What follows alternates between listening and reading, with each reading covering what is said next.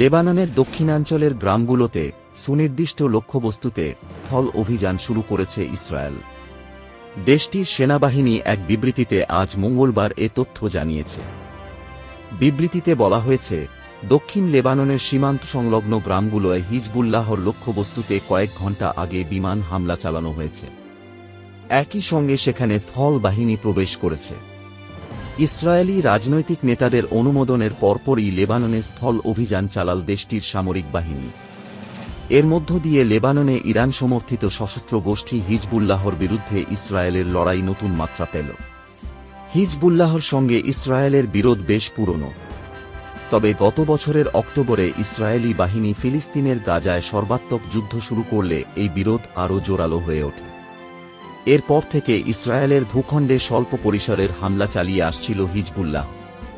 ইসরায়েলও পাল্টা জবাব দিচ্ছিল। ইসরায়েলের সাবেক বিচারমন্ত্রী ইয়োসি বেলিন তেল আবিব থেকে আল জাজিরাকে বলেন, আমি আশা করি আমরা ছোট পরিসরে স্থল অভিযানের বিষয়ে কথা বলছি।